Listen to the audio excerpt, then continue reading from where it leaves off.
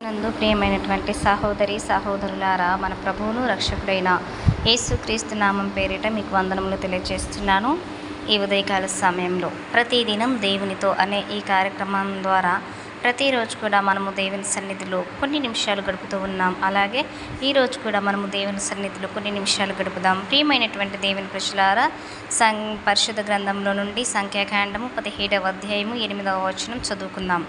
మరునాడు మోషే సాక్ష్యపు గుడారంలోనికి ప్రవేశించగా లేవీల ఇంటి వారికైన అహరోను కర్ర చిగురించి పువ్వులు పూచి బాదం పండ్లు కాసియుండెను.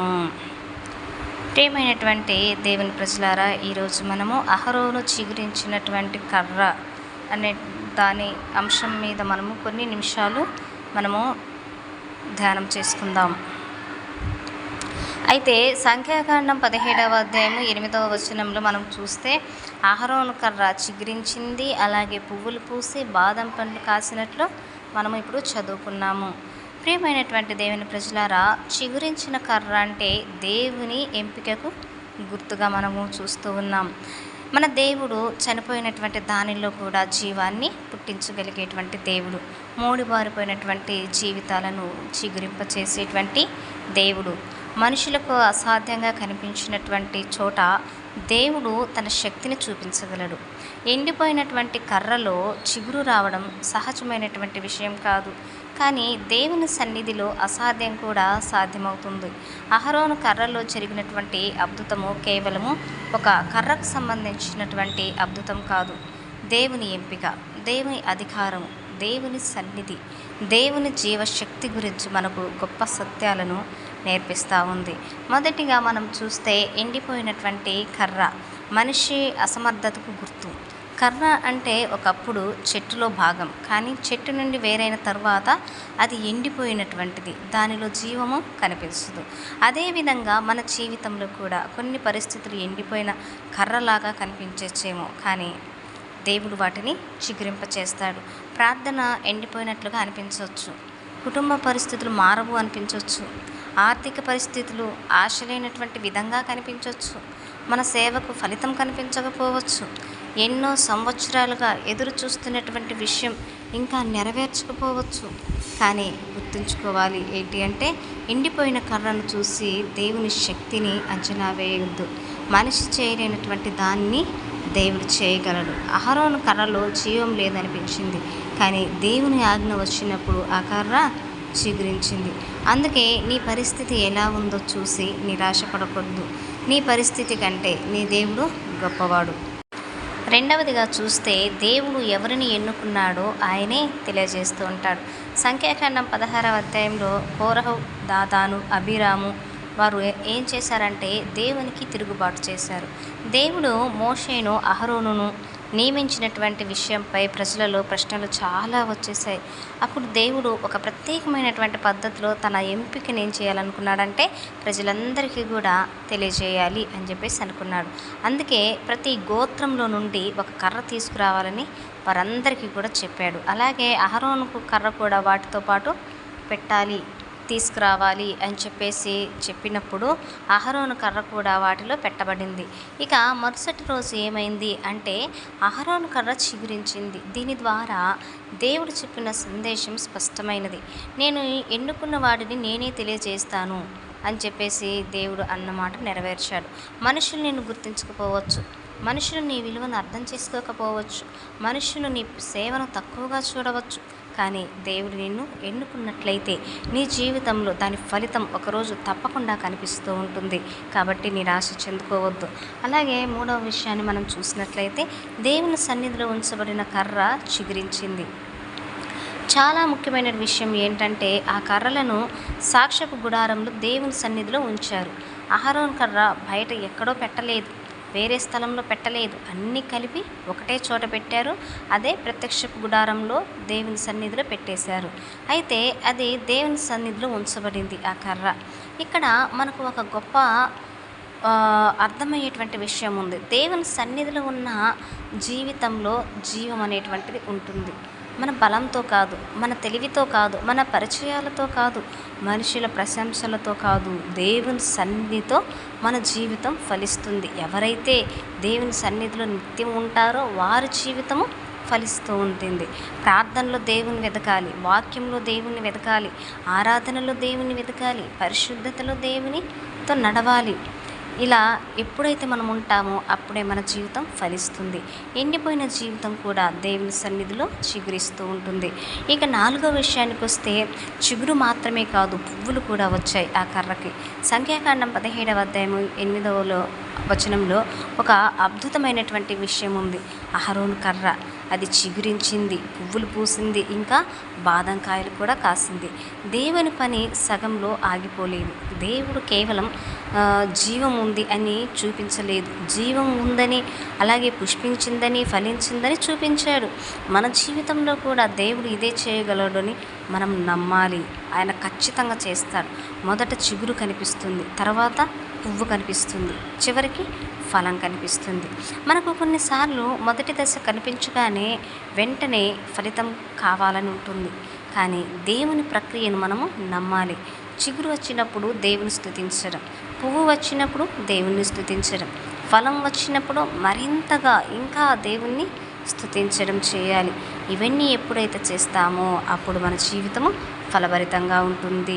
5వదిగా చూస్తే దేవుడు చిగురింప చేసిన దాన్ని ఎవ్వరూ కూడా ఆపలేరు. అహరోను కర్రలో జీవం లేదు, అయినా దేవుడు దానిని చిగురింపచేశాడు. దేవుడు ఒక పనిని ప్రారంభించినప్పుడు మనుషుల వ్యతిరేకత దానిని ఆపలేరు. ప్రియులారా, నీ జీవితంలో దేవుడు ప్రారంభించిన పని గురించి భయపడవద్దు. మనుషులు వ్యతిరేకించవచ్చేమో, అవకాశాలు మూసుకుపోవచ్చేమో, దారులు కనిపించకపోవచ్చేమో, కానీ దేవుని చిత్తం ఉన్న చోట మాత్రము దేవుని శక్తి ఖచ్చితంగా ఉంటుంది. దేవుడు తెరిచిన తలుపులను మనిషి ఎన్నటికీ కూడా మోయలేడు. ఇక 6వ విషయానికి వస్తే అహరోను కర్ర దేవుని నియమానికి సాక్ష్యంగా ఉంటుంది. దేవుడు అహరోను సేవను ప్రజల ముందు ధృవీకరించాడు. ఇది మనకు ఒక ముఖ్యమైనటువంటి ఆధ్యాత్మిక సత్యాన్ని చెప్తా ఉంది. దేవుని పిలుపు ఉంటే దానికి దేవుని సాక్ష్యం కూడా ఉంటుంది. మనమే మనల్ని గొప్పగా ప్రకటించుకోవాల్సినటువంటి అవసరం లేదు, డప్పాలు చెప్పుకోవాల్సిన అవసరం లేదు, నేనే గొప్పవాడిని అని చెప్పాల్సిన అవసరం లేదు. దేవుడు మన జీవితంలో పనిచేస్తే ప్రజలు దానిని చూడగలుగుతూ ఉంటారు. దేవుడు మన జీవితాన్ని ఒక అద్భుతమైన రీతిగా తీసుకుని వెళ్తూ ఉంటే అది ప్రజలలో కనిపిస్తూ ఉంటుంది. మన యొక్క ఆశీర్వాదపు బాట. మన మాటల కంటే మన జీవితం మాట్లాడాలి, మన ప్రచారం కంటే మన ఫలం మాట్లాడాలి. యేసు ప్రభు చెప్పినట్లుగా ఫలము వలన వారిని గుర్తించవచ్చు అన్నమాట. కాబట్టి ఇక 7వదిగా చూస్తే కర్రలో పండు రావడం ఏంటి? ఫలవంతమైనటువంటి జీవితానికి ఇదొక పిలుపుగా ఉంటుంది. ఇది మన క్రైస్తవ జీవితంలో కేవలం బ్రతకడం కోసం కాదు, ఫలించడం కోసము దేవుడు మనలో ఆయన యొక్క జీవాన్ని ఉంచాడు. మనలో ఏమేమి ఉంచాడు అంటే మనలో ప్రేమ ఫలించాలి, ఆనందం ఫలించాలి, సమాధానం ఫలించాలి, దీర్ఘశాంతం అనేది ఫలించాలి, దయా ఫలించాలి, మంచితనం ఫలించాలి, విశ్వాసం ఫలించాలి, సాత్వికం ఫలించాలి, ఆశానిగ్రహం ఫలించాలి. ఈ ఆత్మ ఫలాలన్నీ కూడా మనం ఏం చేయాలంటే మన జీవితంలో ఫలించాలి. మనము గలతీ పత్రికలో చదువుతూ ఉంటాము వీటి గురించి, కానీ ఆచరించము. అందుకే మన జీవితాన్ని చూసి ఇతరులకు ఈ విధంగా ఉన్నారు, ఈమె ఈ విధంగా కొనసాగుతుంది, ఈయన ఈ విధంగా కొనసాగుతున్నారు, వీరు దేవుని యందు భయభక్తులు కలిగిన వారిగా ఉన్నారు అని చెప్పేసి వారే మనకు సాక్ష్యం ఇవ్వాలి. ఇవన్నీ కూడా దేవుడు ఎవరితో అయితే ఉంటారో ఆ వ్యక్తిలో కనిపించేటువంటి ఫలితాలు ఇవన్నీ కూడా. ఆ వ్యక్తిలో దేవుని జీవం ఉంటుంది. ఇక 8వ విషయానికి వస్తే ఎండిపోయిన స్థితి శాశ్వతం కాదు. ఎవరైనా ఈరోజు తమ యొక్క జీవితం ఎండిపోయిన కర్రలాగా ఉందని చెప్పేసి అనుకుంటూ ఉన్నారేమో. అయితే ఒక్కసారి అహరోను కర్రను గుర్తు చేసుకోండి. ఈ కర్ర తనంతట తాను ఏమీ చేయలేదు, అది నడవలేదు, అది మాట్లాడలేదు, అది ప్రార్థించలేదు, అది తన శక్తితో చిగురించలేదు. దేవుని శక్తి దానిలో జీవాన్ని తీసుకొచ్చింది. అలాగే మనం కూడా దేవుని పైన ఆధారపడాలి. ప్రభువా, నా శక్తి చాలదయ్యా, నాకు జ్ఞానం చాలదయ్యా, నా సామర్థ్యం చాలదయ్యా, నీవే నా బలమయ్యా అని చెప్పినప్పుడు దేవుడు మన జీవితంలో పనిచేస్తాడు. ప్రియమైనటువంటి సహోదరి సహోదరులారా, అహరోను చిగురించిన కర్ర మనకు ఒక గొప్ప సందేశాన్ని ఇస్తుంది కదా. ఎండిపోయినటువంటి దాన్ని దేవుడు చిగురింప చేయగలడు, చిగురించిన దాన్ని పుష్పింపజేయగలడు, పుష్పించిన దాన్ని ఫలింప చేయగలడు. నీ పరిస్థితి ఎండిపోయిన కర్రలా ఉన్నా సరే భయపడవద్దు. నీ కుటుంబం గురించి ఆశ కోల్పోవద్దు. నీ సేవ గురించి నిరుత్సాహము చెందవద్దు. నీ ప్రార్థనల గురించి నిరాశ పడొద్దు. నీ భవిష్యత్తు గురించి భయపడాల్సిన అవసరము ఉండొద్దు. ఎందుకంటే దేవుని సన్నిధిలో నీవు ఉన్నట్టయితే దేవుని నీకు ఫలవంతమైనటువంటి జీవితాన్ని ఇస్తాడు. ఎందుకంటే సాక్ష్యపు గుడారంలో ఉంచబడినటువంటి అహరోను కర్ర చిగురించింది.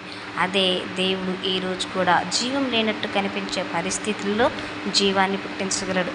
నీ ఎండిన కర్రను చిగురించేటువంటి దినము రావచ్చు. నీ చిగురు పువ్వుగా మారవచ్చు, నీ పువ్వు ఫలంగా మారవచ్చు. కాబట్టి ఈరోజు మన విశ్వాసం దేవుని మీద ఉంచాలి. ప్రార్థన చేసుకుందాము. ప్రభువా, నా జీవితంలో నీ జీవాన్ని నింపుము, నన్ను చిగురింప చేయము, నన్ను పుష్పింప చేయము, నన్ను ఫలింప చేయము. నా జీవితం నీకు మహిమకు సాక్ష్యంగా ఉండాలి అని చెప్పేసి మనమందరం ప్రార్థన చేయాలి. కాబట్టి ఈ విధంగా మనము దేవుని సన్నిధిలో అహరోను చిగురించిన కర్ర వలె ఉండాలి అనుకుంటే, ఈ యొక్క వాక్యం విన్న మీరందరూ కూడా దేవుని సన్నిధిలో ఇప్పుడే మీరు వెళ్ళి ఆయన సన్నిధిలో కనబడి ఆయనకు మొరపెట్టినట్టయితే ఫలవంతమైనటువంటి జీవితం మీకు ఇస్తాడు. అహరోను కర్ర ఎలా చిగురించి ఫలవంతంగా అయిపోయిందో అలాగే ప్రతి ఒక్కరి జీవితంలో కూడా దేవుడు అలాంటి అద్భుతాన్నే చేయగలడు.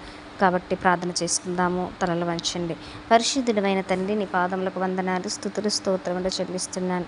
దయగలిగిన తండ్రి, కృపగలిగిన యేసయ్య, మహోన్నతుడా, ఈ ఉదయకాల సమయంలో తండ్రి అహరోను చిగురించిన కర్ర ద్వారా ప్రభువా మాతో మాట్లాడినారు. మంచి మాటలను తండ్రి తెలియజేసినందుకే మీకు వందనాలు అయ్యా. మూడు బారిపోయిన జీవితాలు ఎందరైతే బాధపడుతూ ఉన్నారో, మా జీవితం మూడు బారిపోయింది, మా జీవితంలో ఎలాంటి ఫలింపు లేదు అని చెప్పేసి బాధపడుతున్నారో, వేదన చెందుతున్నారో, అలాంటి బిడ్డలందరి విషయంలో తండ్రి వారి జీవితాలను అయ్యా ఫలింప చేయండి, చిగురింప చేయండి. ప్రభు ఆశీర్వాదపు బాటలో నింపమని యేసయ్య నామమున అడుగుచున్నాను తండ్రి. ఆమేన్.